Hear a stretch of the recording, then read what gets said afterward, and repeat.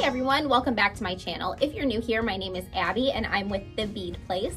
Today I'm going to be showing you how to make a really glitzy bracelet, a really easy glitzy bracelet out of fishbone chain, rhinestone chain, some SilverSilk chain, and we're going to be using some craft wire to tie it all together. I'm going to be showing you some fun different options for how to close it off to give you either a more casual look or something that's a little bit more dressy. So we'll be using SilverSilk products, and you can find those at the link below. We'll also have all the other products that we used in the description below as well. So before we get started, if you don't mind, please give this video a big thumbs up. It really helps our channel out. We put out new videos all the time. So if you like easy jewelry making projects, if you like following jewelry trends, make sure to subscribe, and you can like us on Facebook, follow us on Instagram. We even have a Pinterest. We're everywhere you want to be. So if you have any questions, drop them below, but let's get started. Alrighty friends, let's talk materials. So everything specific will be in the description below. We'll have products linked, but I'm going to give you a general overview here. So this is fishbone chain. We're also using some rhinestone cup chain. We have this really cool doubled SilverSilk product. There's a ball chain on the inside, then very fine wire that's been knitted over the top of it, and then another layer of colorful wire over the top of it. So this is really cool because if you look really close on the inside here, you can see that the inside layer is iridescent. So that's why I love this really neat kind of double layer effect that this particular type of SilverSilk has, because it's so dimensional and it's so sparkly. So we also have some charms. The charms are optional, but one thing you will need is some SilverSilk findings. This is a pack of their custom findings. These are for the single end connectors. I'm showing you another version of the SilverSilk connectors in this video that are for the doubled connectors, and this gives you a little bit of a cleaner look to finish this bracelet off this way. But the first one I'm going to show you is this one, the single terminator. Well, it's not the terminator, it's the connector. Anyway, I digress. So we also have a clasp and some jump rings. The other thing that we're going to use to put the whole thing together is some of our 26 gauge craft wire. So you can use whatever color you want. You can see on this bracelet that I used a lime green over the turquoise color. I think a lime green over the purple would be super, super fun too. But on this, I kind of want the SilverSilk to shine, so I'm just gonna stick with a purple craft wire. You could, of course, also match your metal color, and that would be gorgeous as well. So just, you know, make it as funky or as not funky as you want it to be. So let's get started. So I'm going to tell you the plan for this bracelet. Essentially what I'm going to be doing is I am going to be wiring the SilverSilk and the rhinestone chain on top of the fishbone chain. Now, in order to do that, because the fishbone chain is kind of slanted, when we look at it this way, we can see that the curb chain on the inside, it has a slanted link. So in order to get this all uniform, what I'm going to do is I'm going to do one side at a time. So I'm going to start with these two, and then after I've wired that on, I'm going to come back in and put this one on. And that's going to make it so everything stays nice and uniform, and it also creates a really cool kind of like, I don't know, different effect that adds more dimension. So the first thing that we're going to do to get started is we are going to cut a comfortable working length of our 26 gauge craft wire. So for me, that's about 2 yards. So I'm going to open up my wire and cut 2 yards. So the first thing that I'm going to do with my wire here is I'm going to anchor it onto my curb chain. It doesn't matter which direction we wire, which direction we hold the chain when we wire it in.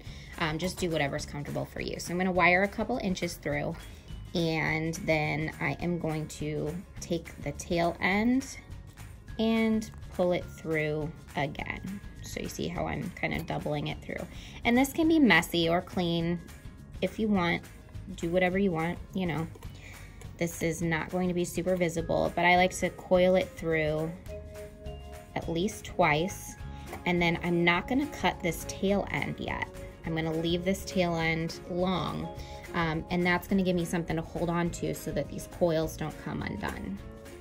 All right, so my plan now is to lay out my SilverSilk on top of my chain so that I've got it about folded in half. It's okay if it's not exactly folded in half. We don't want the ends exactly even, but close to being folded in half.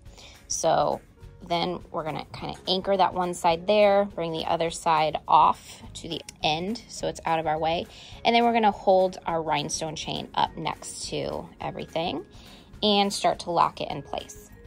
All right, so what we're gonna do is start to spiral everything together by bringing the wire between the first chevron, the first and second fishbone chain tails on the chevron, and then we're gonna bring it across the SilverSilk and across that cup chain, and then we're going to go in between the first and second on the other side.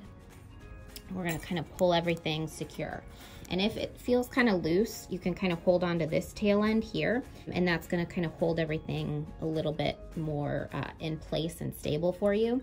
So next we're going to go in between, we're gonna go around the back, and we're gonna bring everything kind of in place again, so settle everything so that it's sitting correctly. And we're gonna bring the wire in between the second and third chevron, and we're going to go in between the next two rhinestone cups on our cup chain, and then in between the second and the third of the fishbone tail end chevron pieces on the other side.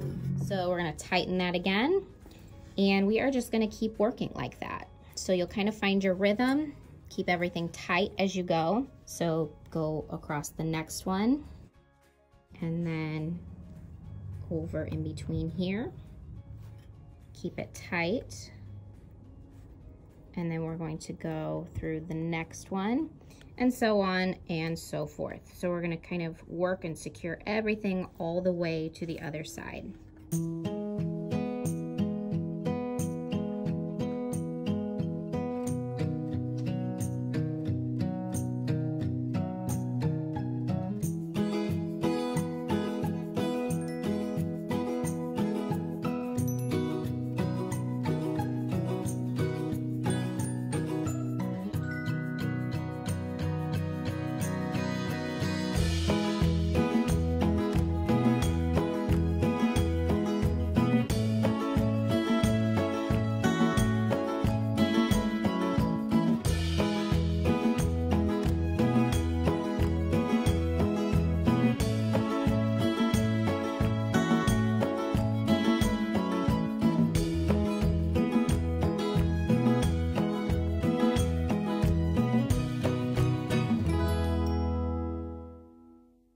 Okay, so now that we have wrapped everything and there's nowhere else for us to wrap, we've just got one kind of empty loop at the end. What we're gonna do is we are going to bring the other end of the SilverSilk and kind of lay it really tight up against our rhinestone chain so that it copies the other side. And you wanna match the tension that you have on the other side.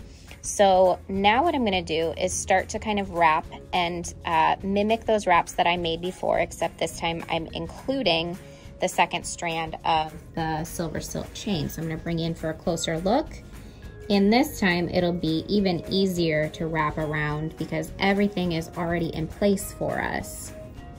And we don't have to hold two things together that are kind of out of the way or wanting to get out of the way.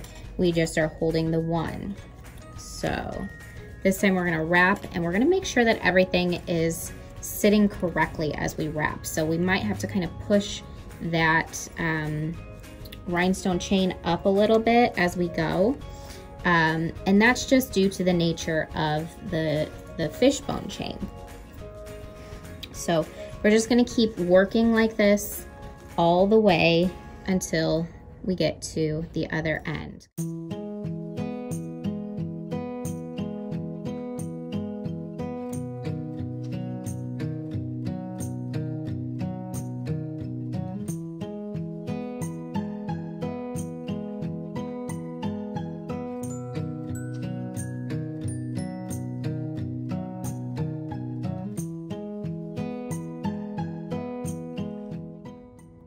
right? And if you get to the other end and you notice that your loop is a little small or a little big, it is easy enough to just kind of pull it a little bit.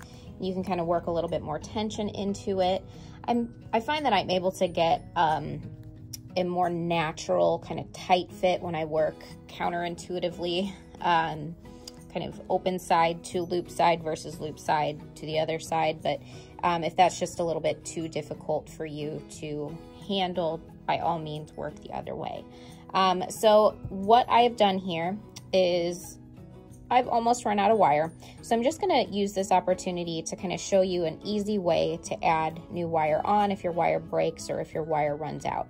So it's just as easy as taking a little bit of the wire, poking it through the underside of the curb chain, and then just kind of pulling it out. Make sure that you're not going over the front at all. So if it hooks over one of those little teeth from the fishbone chain, definitely undo it. But then just pull it tight and then repeat that one more time to anchor it on. And you're gonna anchor a new piece of wire on similarly, just on a different link so it doesn't start to look a little bit too bulky in the back. So now that I've anchored that on, I'm gonna bring my cutter in very close and I am going to cut it. And I'm gonna cut a new piece of wire, a short piece of wire, because I only need a little bit. So let that be a lesson to you. Always cut a little bit more than you think you'll need. So I'm gonna cut maybe about a foot this time because I think I'll only need about 6 inches, but it's a lot better to have too much than too little when we are working with fine wire. So I'm gonna anchor it on in the same way. I'll bring in for a closer look this time. So how about I go back 1 from where I left off? That way we don't have to really bulk up the wire too much. This time what I'm gonna do is I'm gonna hold on to this end of the wire and I am going to take my longer end of the wire and sew it through. That way I'm able to get a little bit tighter of a wrap by holding on to this tail end. So I'm gonna bring that through twice and I will be anchored on the way I want to be. There we go. So now that this is anchored on, I can go in and trim my tail end now. Man, I keep hitting the camera setup and I'm very sorry about that. I'm just really excited about this project and it's been a while since I've filmed at the shop. I've been mostly filming at home, so I'm kind of out of sorts a little bit. But anyway, now what we're gonna do is just travel our wire 1 over.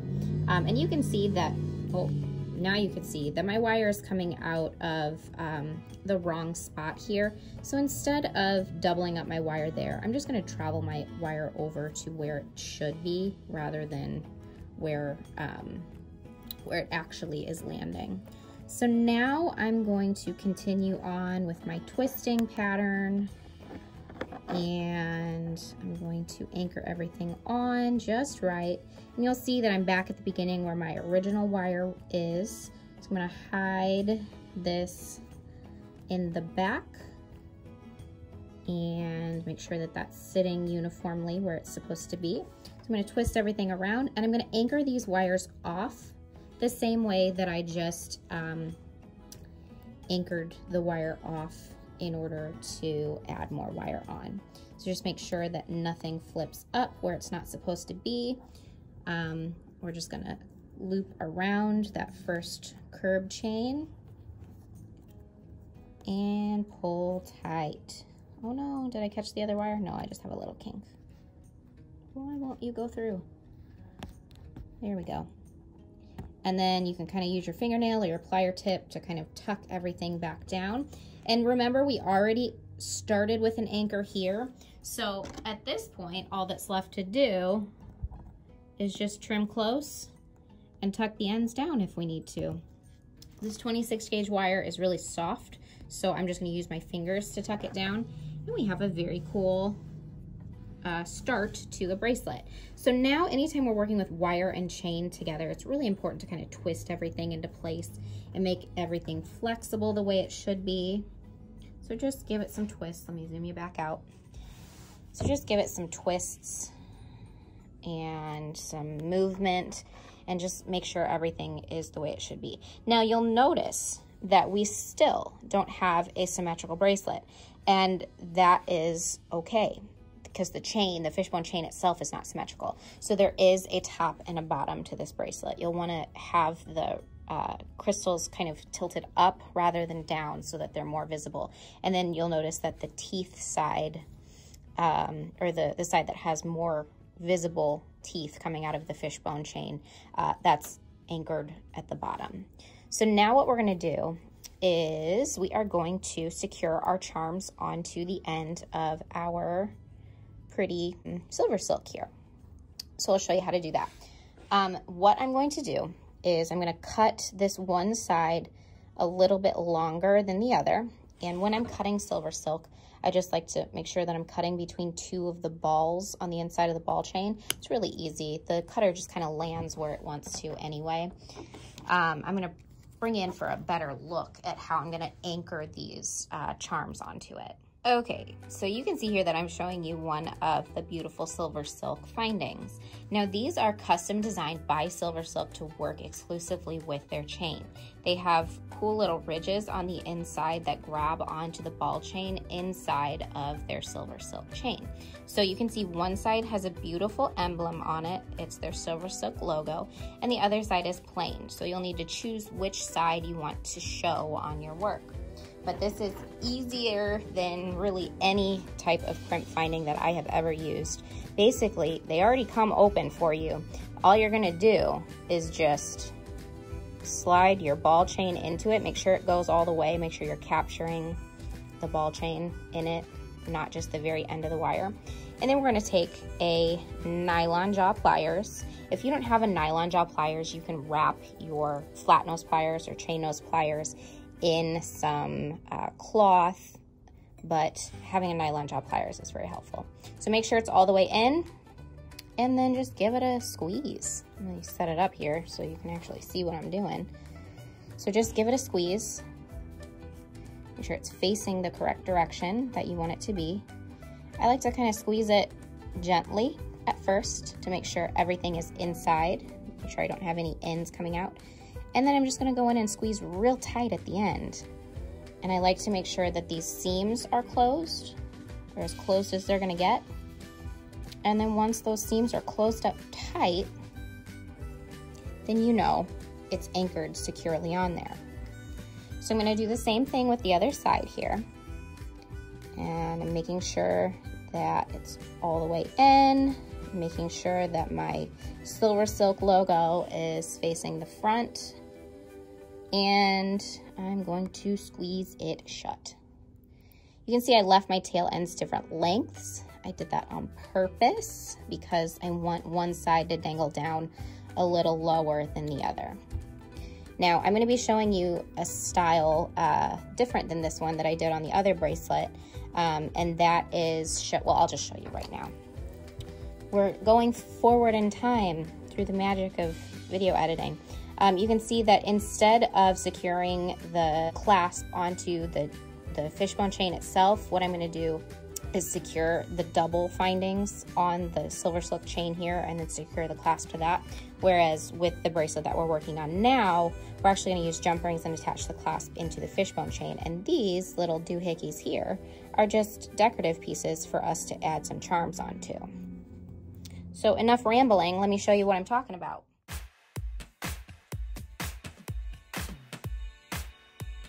So here you can see that I have the two ends separate here. And I'm going to use one of these great connectors to just clasp it onto both sides. And then I'm going to use this to attach it to my clasp. Okay, so I have just gently opened my SilverSilk custom finding here. And I am just going to place my chain right here into the finding. You'll notice that it fits perfectly. And I'm going to use a nylon jaw pliers to go in and close it. So make sure it's exactly where you want it to be, and then just pinch it shut. I like to kind of close it from a couple of different angles to make sure that it's closed all the way. And this is a really easy really clean way, and that's just a smudge, that's not a scratch. This is a really easy and clean way to close off these bracelets. So I'm gonna repeat the same thing on this side. I'm just going to make sure that my ends are cut to the right length. I'm probably gonna trim those down a little bit.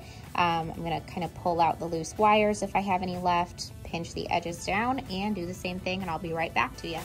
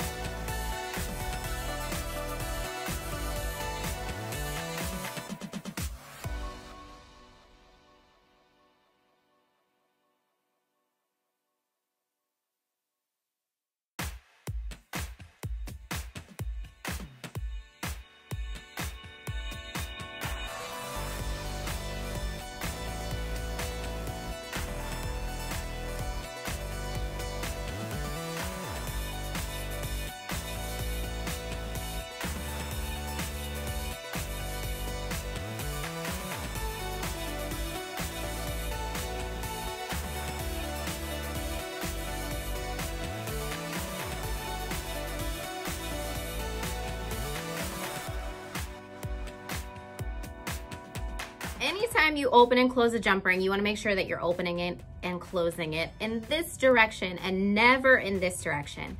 When you open and close it in this direction, you're never going to get it closed just right again. The shape is going to be a little bit off, but when you open and close it in this direction, it's going to be a lot easier for you to not only open it just by holding it in that way, but when you go to close it, you've just got one little pivot point at the bottom, and it's gonna close perfectly all back into its original position. So always this way and never this way. And if you need a reminder, check out the merch below this video. You can wear a t-shirt and look down and remember, oh yeah, this way, not this way.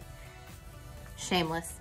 All right, so now that we know how to open and close jump rings, what we're going to do is put that into practice. So you can see that I'm holding the break of the jump ring at 12 o'clock. Let me bring it in for a closer look here. So I'm holding the break of the jump ring at 12 o'clock. I'm bringing one pliers in up and down and one pliers sideways. That allows me to hold it in a way that I can make sure I'm grabbing it correctly, because I'm covering almost one whole side of the jump ring with this up and down pliers here. And that way it's not gonna slip and I'm not gonna mar my jump ring. But when I bring this pliers in this direction, it's easier for me to kind of visualize what I'm doing and the direction that I need to open it. So what I'm going to do is slide this jump ring into the hole of my toggle ring. You wanna put the toggle ring on the side that has the most busyness, and the bar on the side that's the cleanest. And that is for good reason.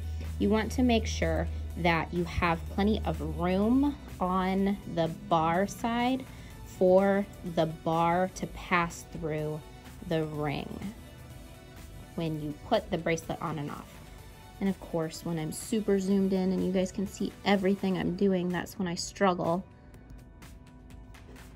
So once we have that jump ring through the end of the chain, what we're gonna do is go in and close it. So I'm just gonna close it here. I'm gonna bring in my other pliers. Oh, there we go.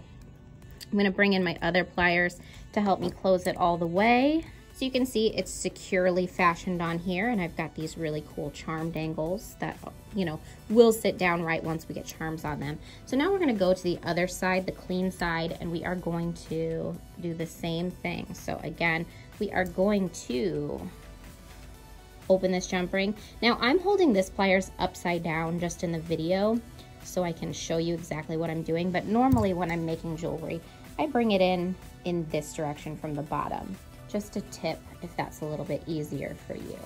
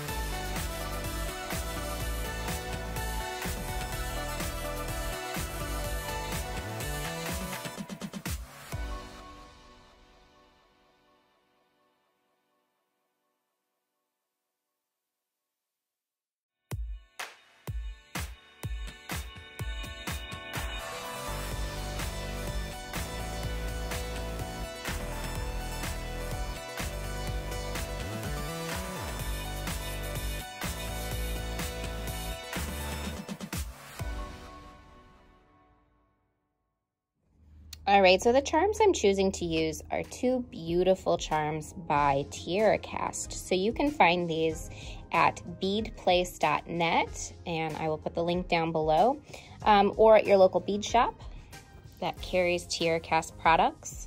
So what I'm going to do is connect one to one little one TiaraCast charm to one of the SilverSilk findings, and one to the other. Now, I don't know which way I'm gonna do it. I guess this way. I should probably have figured this out off camera, but you guys, I'm sure, know the struggle.